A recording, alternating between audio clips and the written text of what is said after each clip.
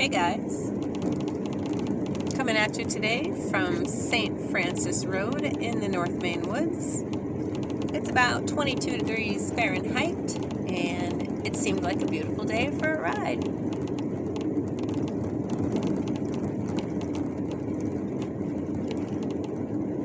I don't really have any solid plans for the day, but I may end up taking the Rocky Brook Road, which is at the end of this road. I may take that road to Estcourt Road. We'll see what roads are plowed. It just depends on where they've plowed. And it looks like they're plowing Hughes Brook Road. So to the left here is Hughes Brook, and that's the one that has the waterfalls that I visit often, Rocky Brook Falls. That's where that is. You take that down and it's just about mile 16 and a half down that way. But we're going to continue on the St. Francis and meet up with the Rocky Brook and see what roads are plowed and accessible. So these roads are only accessible in the wintertime if they are being logged, like if they're logging the roads in the woods, because these roads cost so much to maintain in the winter. It's not feasible for them to maintain all these roads if they're not being used for logging. So that's the one catch about wanting to come out into these woods is I can only come out if they're logging and if they've plowed the roads, for the most part. We haven't got that much snow this year, so you can almost drive on the ones that haven't been plowed, but then you have to worry about holes that you can't see and whatnot. So I try not to do that when I'm alone. Most of the time I'm alone. I was looking for a mile marker. I missed like several of them. I was going to tell you where we're at here, but we'll wait till the next one. These are some of my favorite viewpoints in the North Maine woods is on this road, the St. Francis Road, and then the other one is the Blanchette Rd. They just have some really nice high hills that overlook mountaintops and beautiful scenery, amazing sunsets. So I highly recommend checking out both the St. Francis Road and the Blanchette Road if you're into taking pictures of sunsets and kind of nice sparse scenery with mountains and these beautiful spruce trees. And boy, are they ever beautiful when they're covered in heavy snow. Everywhere you look is a picture that you'd pay money for, you know? They're just beautiful. Oh, I think I see a mile marker. Let's see. No, I think that's actually the brook name. Just kidding. That is for Gardner Brook.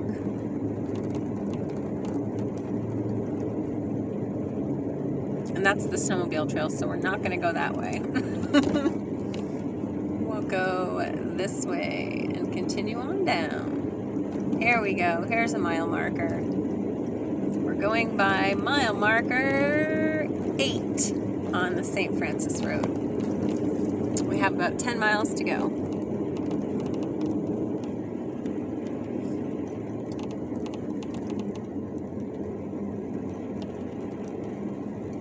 Just a little side note, when you're pulling over for people and trucks, be really careful because the side of the road isn't as wide as it looks. When the plow comes down here, they have a wing on their plow, and that wing, basically once those ditches are full of snow, just kind of glides over them. So you can't really tell where the ditch is, and sometimes you can end up getting in quite a pickle with your tires sinking into the ditch, essentially. So just be really, really careful of that when you do pull over for someone.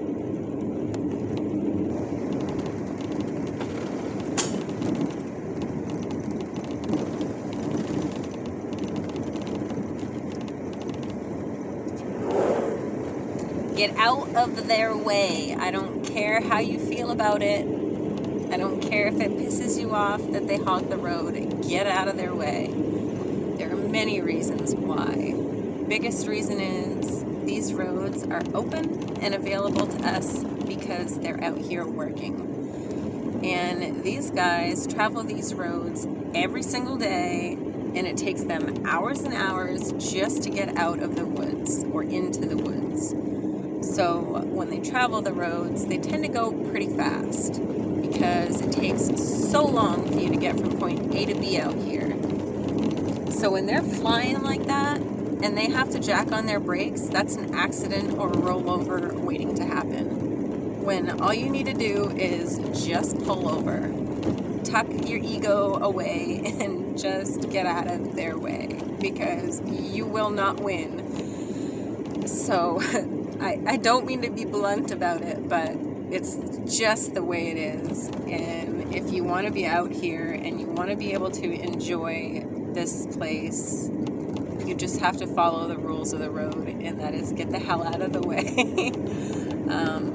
Yeah, trust me, I wish I didn't have to, especially in the summertime when these roads are freshly graded and you have to pull your car over into some shale, crappy stuff that's probably going to slice your tires.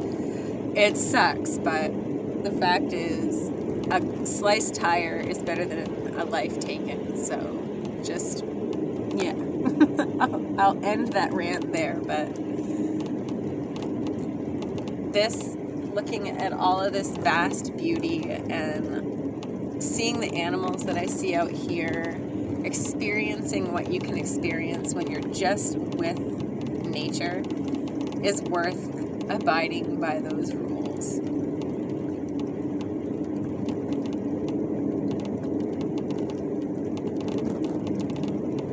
You can't get this many places.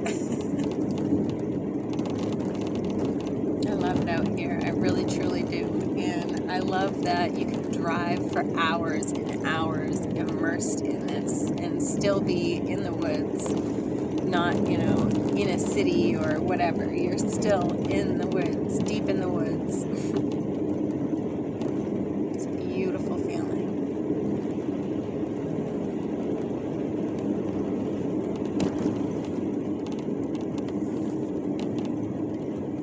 The other thing to kind of use as your own cover your ass mode, excuse me, I didn't mean to hit the camera, get yourself some really good tires. Invest in tires if this is what you want to do. If you want to be able to explore out these areas, get yourself some good tires, because they are worth it in so many ways.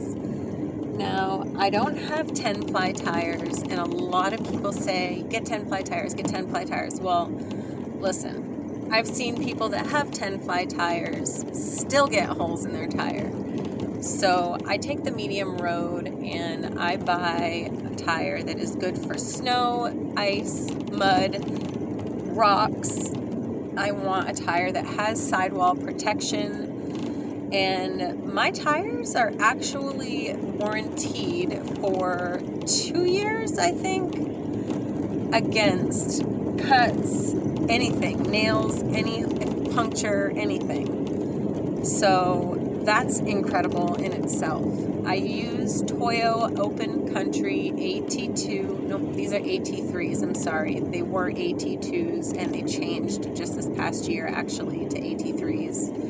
So I am running the Toyo Open Country AT3s, and I love them. They're a great tire. I don't run into issues. Slippery, icy, wet, snow. I haven't had any mud. I haven't had any issues, so really happy with them. But get yourself a good set of tires. Bring an air compressor. Bring a plug kit for your tires.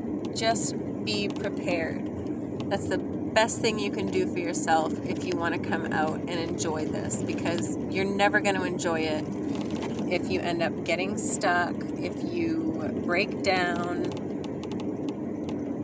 Just be prepared. I have a winch in the back, not a winch, but a come along. I have cables, whatever I might need in case something happens. have stuff to make a fire. I have stuff to make a shelter. I have extra warm clothing and blankets if I need. So it pays to be prepared. And thankfully I've never had to use any of that stuff, but upon the occasion that it does occur that I do need it, I'm going to be all set.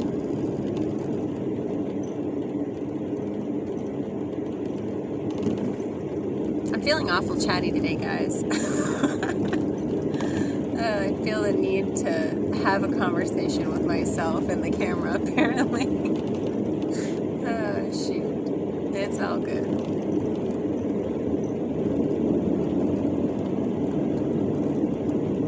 I love these woods, guys. I can't stress enough. Just do it. Just come out here. Prepare yourself so you can enjoy it even more and you don't have to worry. That's one of the best things. I come out here and I don't worry about it. I don't worry if I get stuck. I don't worry if I get lost. I don't worry about it. Because, you know, you've seen, we just saw, what, 2 trucks?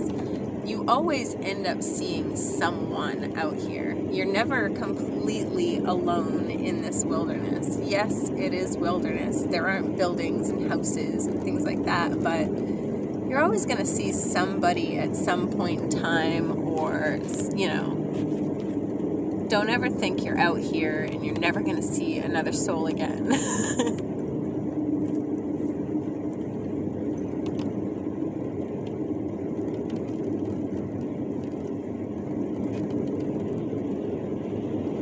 One of the first people I met when I was going to the Allagash quite often was Border Patrol, and really, really cool person and really good friend of mine.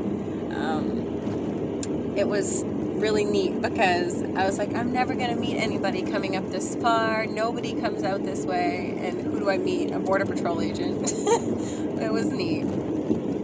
But it's because Canada is right there, and, well, they have to make sure nobody's trying to sneak in or out or any of the above.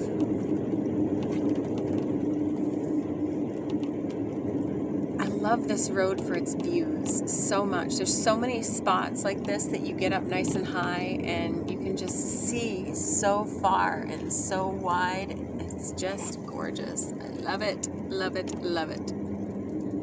So off to the left here is the Blanchette Road, and they did not plow that road this year, which doesn't surprise me. They usually don't. So there will be no going down the Blanchette Road, which is another one. Like I said, it's just such beautiful views because you get up so high and you're kind of in the middle of the valley of all these hills and knolls, and it's just beautiful.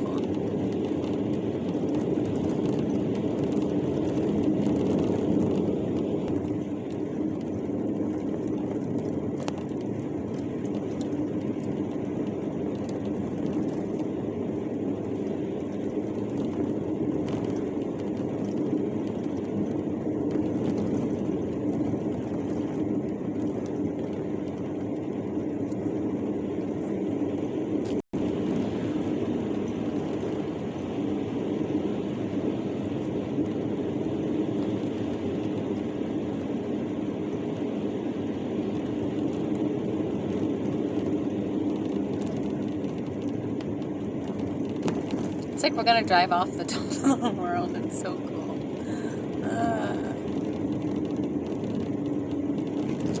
I just can't imagine driving these roads in a fully loaded freaking log truck, taking these corners. Oh my gosh.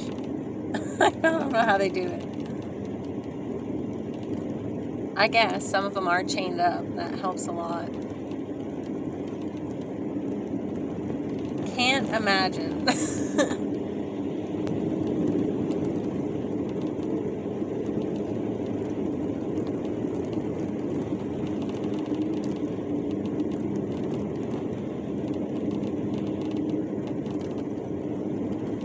Alright, so we just passed mile 19, so I think we should be coming up on Rocky Brook Road pretty soon. I'm not sure exactly on the mileage, but it shouldn't be too long.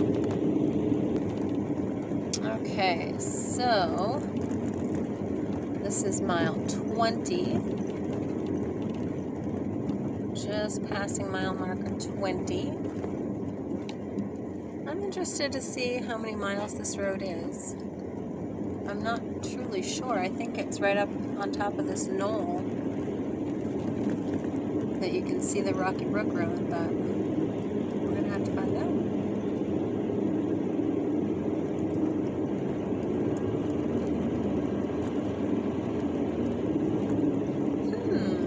I'm curious. That was mile 20.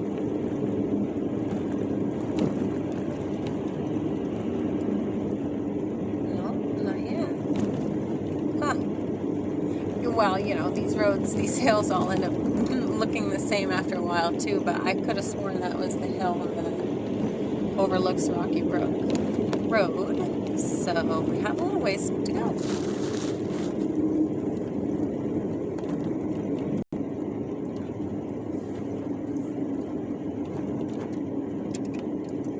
I gotta put my sunglasses on. It's like the sun's not even out, but the snow is a little bit bright. Here we go. That was the hill. Okay. So you can see we're just looking down on Rocky Brook Road.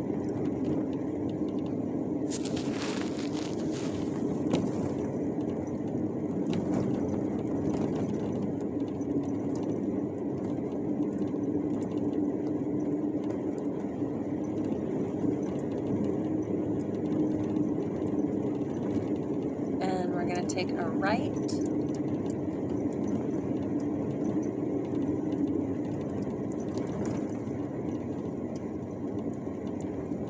Make sure no one's coming. All right.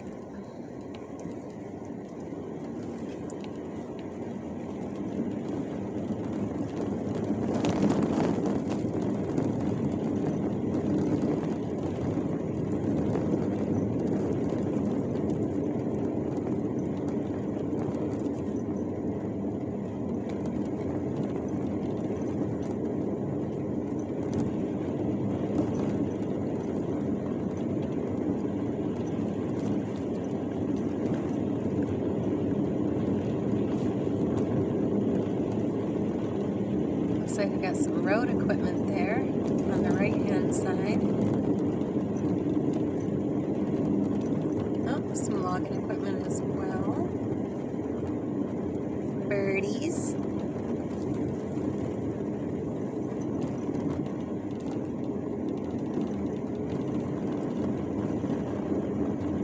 It's funny, I came out here not too long ago and I still haven't figured out where they're actually logging out of.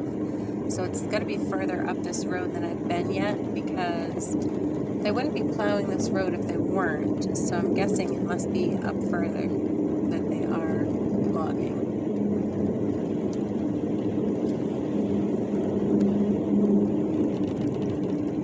So we are just passing mile 33 on Rocky Brook Road, and you can see the scenery is just a little different. There are more mixed woodlands out here. And that just means that it's not all owned by Irving. Some Huber, H-U-B-E-R, Huber, owned lands are out here, as well as some Seven Islands. And you can tell when it's not just significantly Irving land, because Irving wants all one species. They want, you know, the spruce trees. But the other companies like Huber want to mill hardwoods, so they have more hardwoods in the land that they, in their land that they take care of, or forest, or whatever you want to, however you want to say that. But I just find it neat because you know when you're in not Irving land, because you have the variety of trees, you have more maple and birch trees, so it's just kind of, it's interesting to see the contrast and the difference.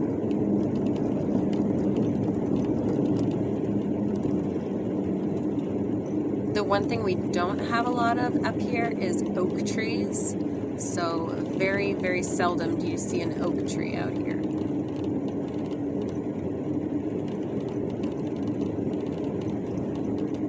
passing mile marker 34.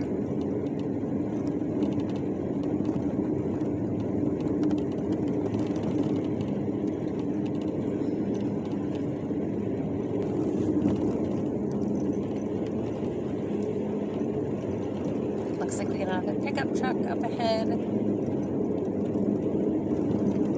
Most likely he's working out here. You can see he's got CB antennas. So, most likely he's working. Gave me the old wave. I gave him the head nod. I'm not a waver. Usually I'm a head nod kind of person. Back when I had my Toyota pickup, I would always do like the 2-finger over the steering wheel wave. But I don't tend to do that anymore. I do the head nod. Not sure why.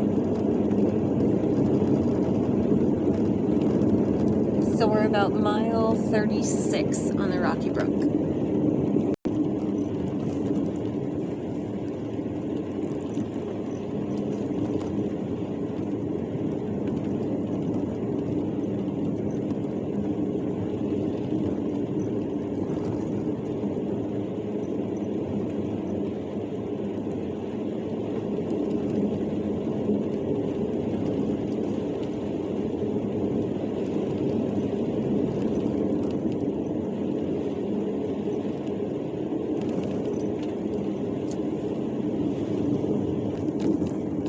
We just passed mile marker 41 on the Rocky Brook Road, and this portion of the road has not been plowed yet.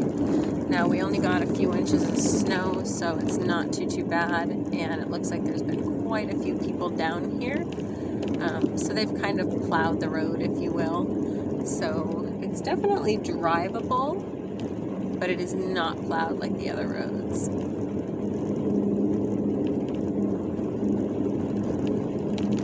Looks like someone lost a log off of their load.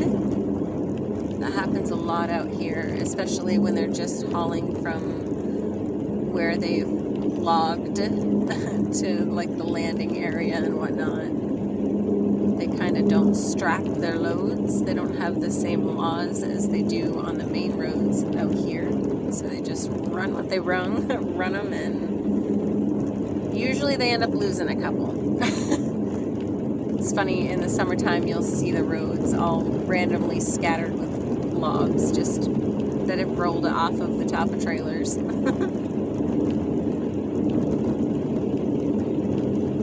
There's 2 more right there off to the left. It seems like a waste, but you do it every year, I guess.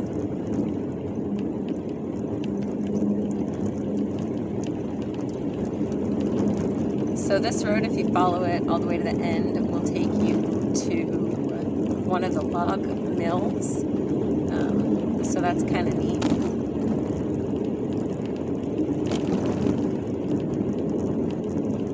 In Canada, of course. We're going to go over a nice big bridge down here.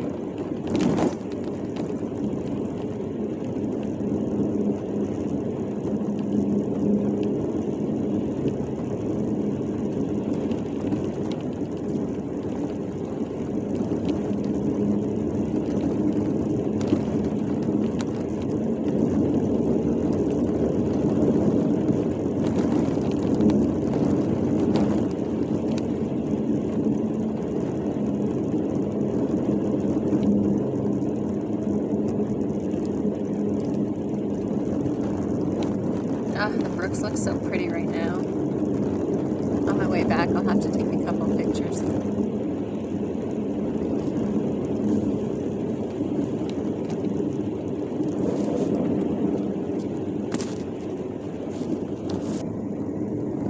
And we're just passing mile marker 44 on the Rocky Brook Road.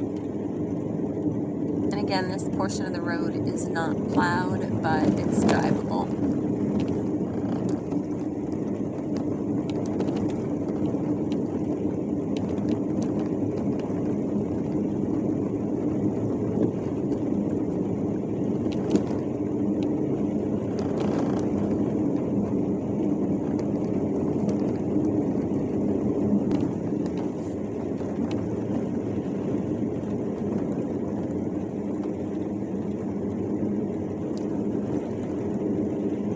lot of moose tracks back there. Just past mile marker 45.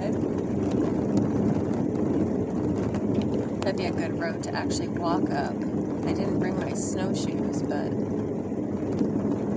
I might just walk up there. A lot of moose tracks back there.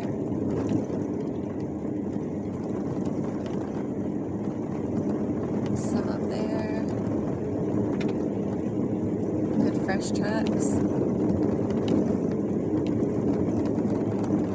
I'd love to find a nice big paddle. I have not found a big one yet. I found little small ones, but that's it.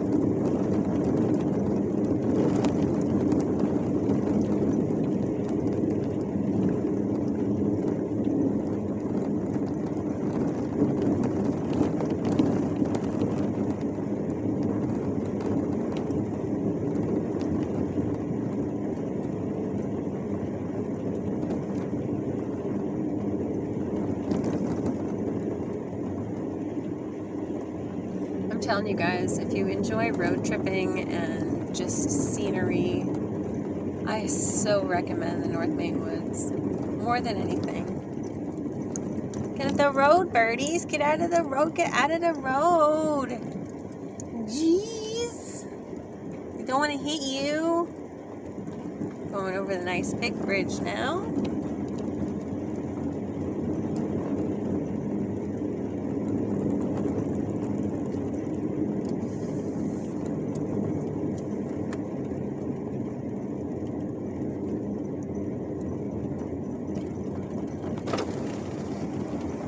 Musquecook Stream.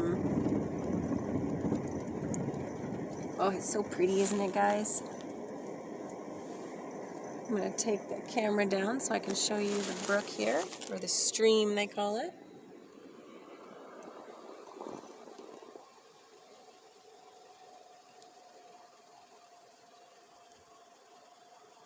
So pretty.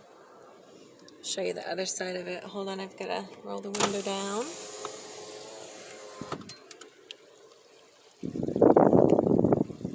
So pretty.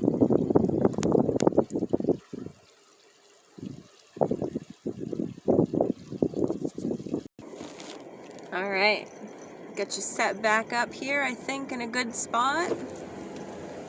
Beautiful stream, beautiful woods, and then we're just passing the Musquecook campsite when I just actually saw a few moose tracks going through there. Get out of the road, little birdies. I don't want to hit you. Get out of the road. I know you like to salt, but I don't want to hit you. Come on, little birdies. Aw, there's one that got hit. I just saw squished on the road. Because most people don't drive nice and slow like me out here. Most people just plow through here. But I like to take my time. It's so pretty.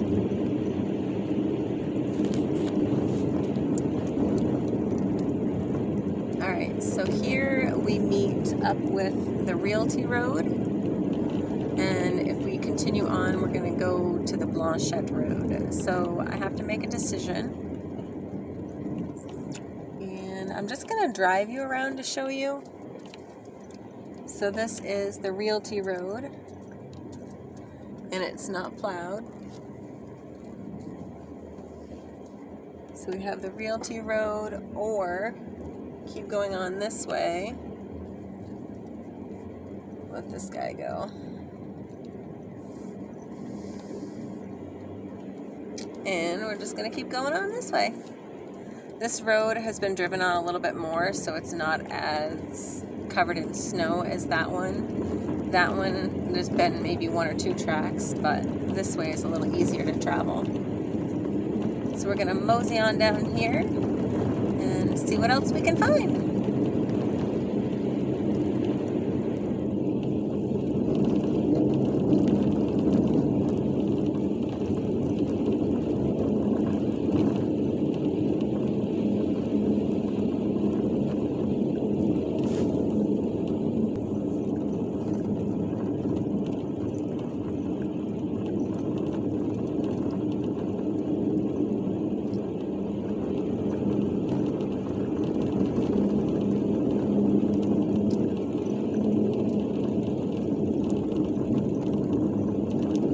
got another hour, maybe hour and a half before we'll start seeing moose.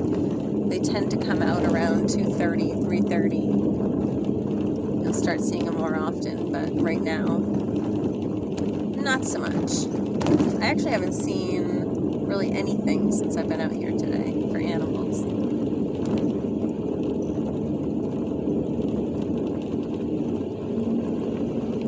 But I'm also not taking my time as I usually do, because I wanted to get down to see how far these roads are plowed.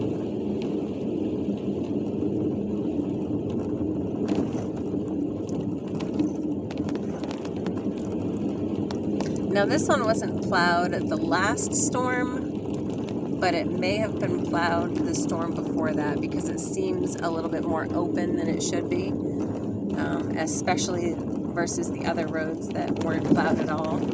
So I think it was plowed, probably the first big storm, but it wasn't plowed after that.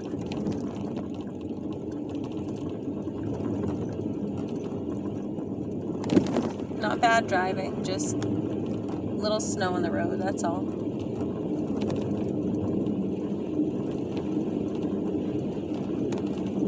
A log pile there.